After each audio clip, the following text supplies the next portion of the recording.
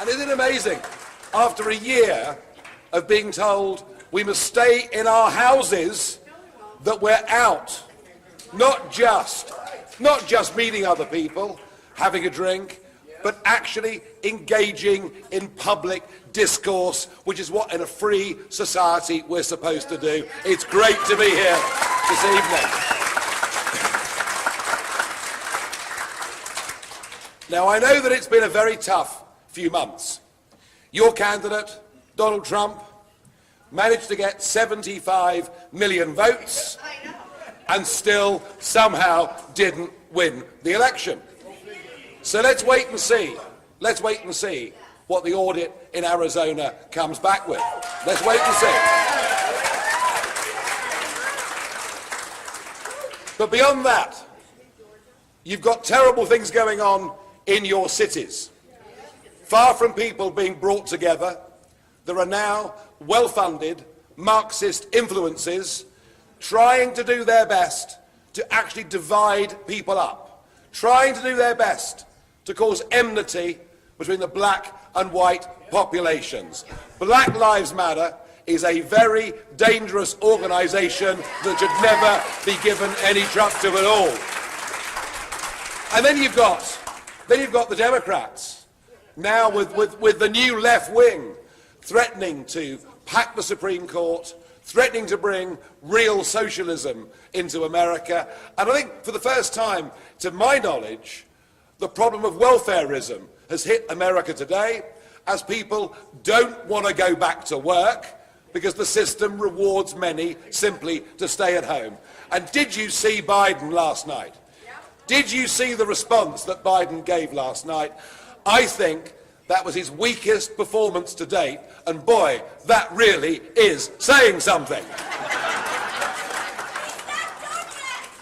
So I know, well, he's just an old duffer, isn't he? I mean, he's just an old duffer, but be in no doubt that the party is being dragged to the left. Of that, there is no question, and I'll give you some parallels of this from the United Kingdom in a moment or two's time. So I get it that many Conservatives feel down. Many Conservatives actually feel disillusioned about where things are. But if you stay disillusioned, that becomes a self-fulfilling prophecy. And so the reason I've linked up with Freedom Works is because they are a grassroots organisation, and I spent a quarter of a century building up a grassroots organisation in the United Kingdom. It was known as the People's Army, and people were proud to serve in it, and we achieved our goal.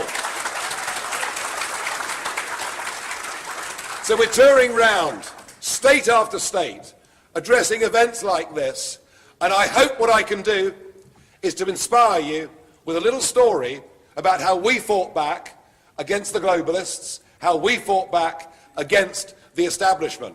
Now, when I started off saying that I wanted us to leave the European Union, I mean, people really thought I must have been smoking something funny. Because this just wasn't on the agenda. But I believed, actually, that the best people to govern Britain were the British people themselves, that we shouldn't transfer what previous generations had fought at great cost of blood and treasure to defend, namely our independence, our freedom, our liberty, our democracy, and our national identity. And I was going to be damned. I was going to be damned if that would all be given away by a group of self-seeking, careerist politicians who were giving it all away to a bunch of bureaucrats in Brussels that we couldn't vote for and we couldn't remove. So I managed to get myself elected to the European Parliament, which seemed ironic to some, but gosh, I had some really good fun over there. Any of you that have seen my videos, my YouTube videos of my speeches, will know that I was constructive at all times. Constructive in the aim of getting the UK out. Constructive in the aim, actually, I want to bring the whole thing down.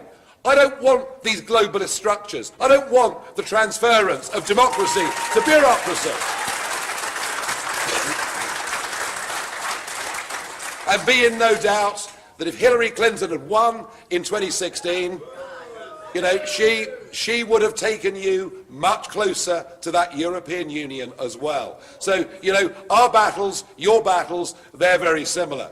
Anyway, I had my career in the European Parliament. I raised the issue of what it meant to give away your sovereignty, to give away your independence. And in the end, the great day came, June the 23rd, 2016. And everybody said it was impossible. It couldn't be done. And the big businesses lined up, and the trade unions lined up, and the political parties lined up, and the BBC lined up. You think you've got trouble with CNN, you want to see the BBC.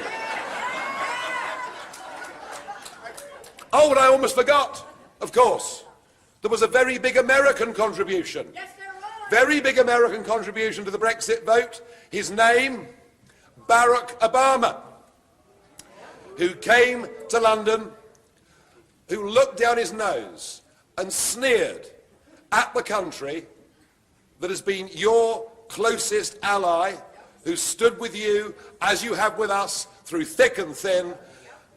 I know we had some trouble back in the 1700s, but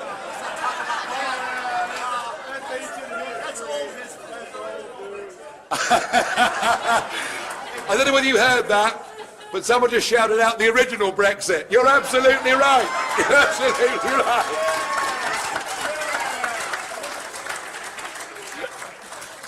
Brexit was right then, and it's right now. So that's right. But Obama telling your best ally in the world that if we dared to vote to take back our liberties, we'd go to the back of a line. Well, the British people ignored them all. And at 4:10 in the morning, and there I was in a nightclub, which seemed the only appropriate place to be. And the BBC came on, and the volume went down, the music was turned off, and the announcer on the BBC said, "We have the official result, and we're out." And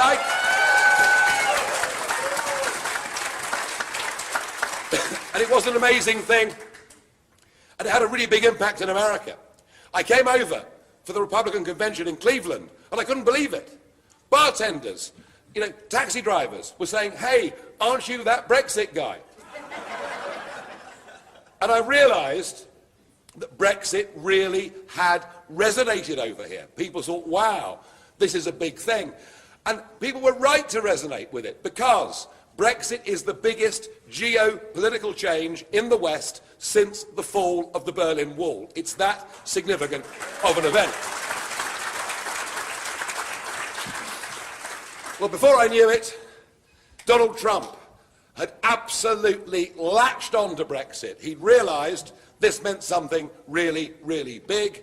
And I turned up in Mississippi, in Jackson, Mississippi, to a Trump rally, and with no notice at all, just 10 minutes before the rally, Trump comes over me and says, "Gee, Nigel," he says, "we'd love you to speak. It's just so good of you to do this for me." Tapped me on the shoulder and walked away.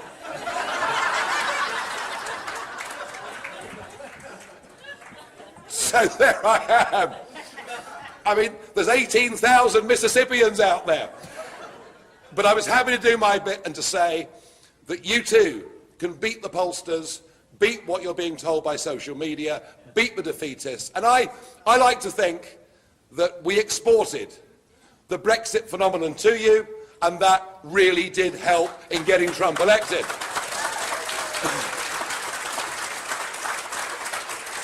Now there is something else that we've exported to you in more recent times. It's a young married couple.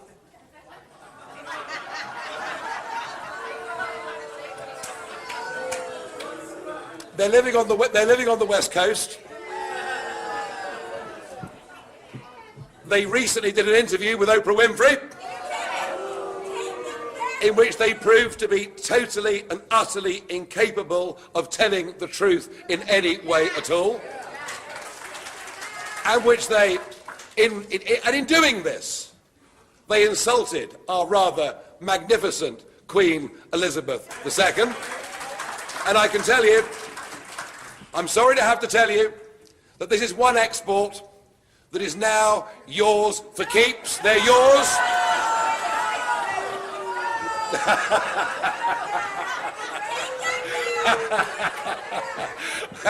No, we don't want them back. And hey, they fit in well with modern day California, don't they really? But we did export Brexit to you. But just think about this. In so many ways, our countries today are closer than they have ever been. Whether it comes to literature, whether it comes to theatre, whether it comes to film, whether it comes to art, whether it comes to music, our cultures are intertwined in the most astonishing way. Proof of this was on Trump's 2020 tour, his second big Make America Great Again tour. And once again, I followed him round, and once again, I was very honoured. This time it was Arizona, for him to ask me up on the stage. And I've become a very good friend of Donald Trump's, and I've just spent the weekend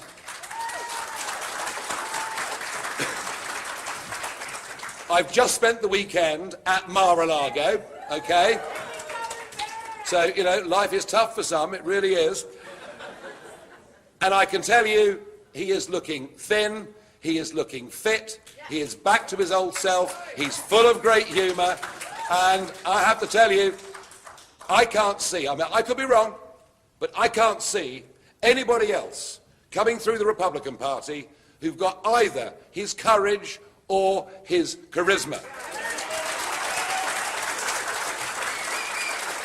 And from what I saw this weekend, he is getting himself ready for a fight, and I very much hope that he does. I very much hope that he does.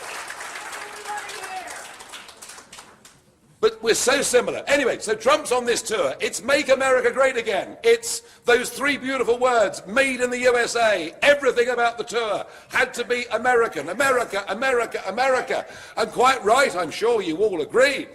And as Air Force One arrived to land at the airstrip, the music began to play, which of course has become such a big feature of Trump rallies. And who was playing? Elton John, David Bowie, Phil Collins. There were more English singers than there were American singers, which proves my point that we are, in so many ways, closer than we've ever been before. We are still the biggest foreign investor in the United States of America. And America is still the biggest single foreign investor in the United Kingdom. We have a common history. We have a common culture. We have a common language. We both have common law. And our politics moves in very similar cycles. Think back to the 80s. We had the period of Margaret Thatcher, whilst you had the period of Ronald Reagan. You can move on to the 90s, the very similar politics of Bill Clinton and Tony Blair. Well, whether you like it or not, I'm trying to make a serious point. And 2016, Brexit, Trump, part of the same phenomenon. Well, if you're feeling down, some of you now, about where you are, let me just tell you this. Despite that great victory on June the 23rd, our Parliament, our politicians, our big businesses and large sections of our media, from the first day of that referendum, attempted to delegitimise it. They told us we didn't know what we'd voted for, that somehow we were thick, ignorant, stupid peasants, and we should either be made to vote again, or the whole thing should simply be ignored. And all the politicians had promised they would honour the result of the referendum, and they all did the opposite. And we had a contract. We had a contract that we were going to leave the European Union on March the 29th, 2019, when Theresa May was our Prime Minister. And we woke up on March the 30th, and not only had we not left, but it seemed to the commentariat there was no prospect of our leaving. So imagine how down people were feeling in our country. But I wasn't feeling down. I'd expected this betrayal for the previous 6 months. And I'd spent that time planning and organising, getting ready to remobilise that People's Army who'd given us the victory in the first place. And I was able to launch a counter-attack. Because we were still in, we had to fight European elections. And I formed a new coalition called the Brexit Party, and within 6 weeks, we won that national election, getting 50% more votes than any other party, and the Prime Minister, Theresa May, didn't even wait for the votes to be counted before she resigned in disgrace, and quite right too.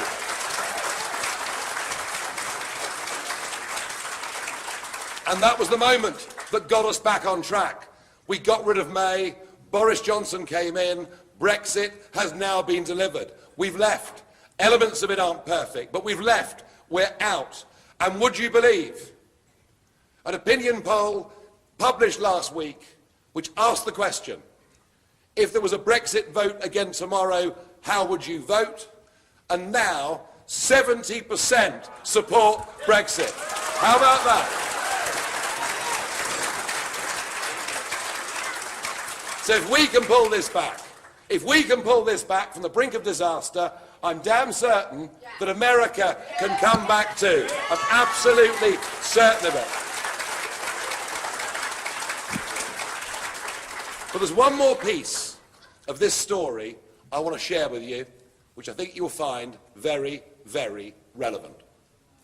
The Labour Party in the United Kingdom in recent times became really heavily infiltrated and to some extent taken over by the hard left. The sort of British versions of AOC, I suppose we could call them. And they even had an extremist hard left leader and very anti-Semitic leader in the shape of Jeremy Corbyn. But Labour's problem has been building for years with many of its own voters. Because Labour's been taken over by the metropolitan elites in London, by people who literally have no contact or communication with the working class base that led to the growth of the trade union movement and indeed the Socialist Party in the United Kingdom. They have never, ever willingly accepted the fact that Brexit has happened, and millions of their own voters despise them for it.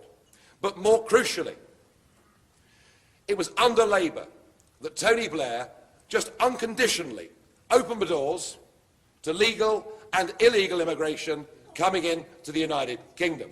Now, for the well-to-do in London, mass immigration's fine, because it means they can have cheaper chauffeurs and cheaper nannies.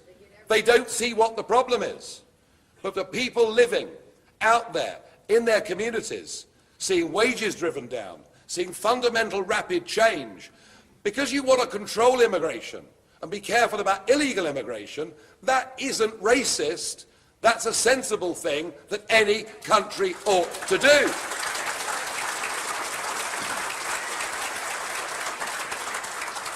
So Labour has become the party, and of course, because they're globalists that run it, they think we're all global citizens. They don't see any restriction at all. So the second reason Labour are in trouble with their base is immigration. And the third reason that Labour are in trouble with their base is patriotic, working class Labour families in our country have, through 2 world wars and beyond, been simply the most patriotic people in Britain. The people that volunteer, the people that go to fight, the people that pay the price, the people that care about the country, and actually in many cases would put their feelings about the country above that of making money. And they now see a new woke agenda, a cancel culture agenda, almost an embarrassment at our national flag, a shaming of our national history. Are these familiar themes that you're picking up? We're being told we should be ashamed of ourselves. For example, for the slave trade. The Royal Navy spent more money stamping out slavery around the world than we ever made out of it. And yet the balance of that is never given to people. These people They know our history isn't perfect, but they're proud to be British, and they don't want to be led by a bunch of globalists who support open borders and, frankly, want to do down the very concept of the nation state. And as a result of all of this, as a result of the earthquake that I predicted Brexit would cause, oh, and they all laughed at me, you know. Well, I tell you what, they're not laughing now. As a result of all of this,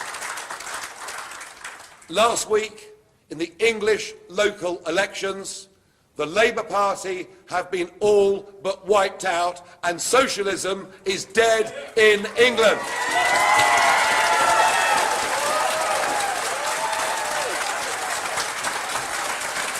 And you've got great opportunities here. So tell me, are we downhearted? Are we going to go and win? I wish you well. I want to help you, support you in any way I can, but that's my message to you. We were disillusioned in 2019. We've turned it round. We've got Brexit. The country supports it. We've beaten the Labour Party in England. We've beaten socialism. And you can do this in the midterms, but you've got to organise, you've got to mobilise. This won't happen by magic. You've got to work hard to make this happen. And why do I care so much about it? Well, I'll tell you.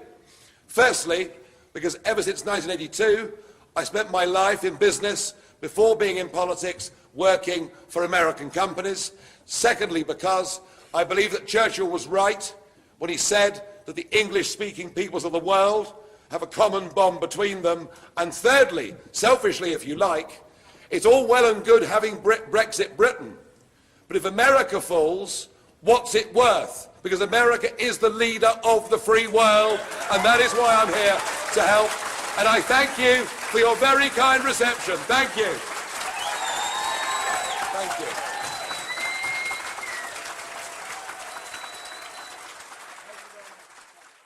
We will make America great again.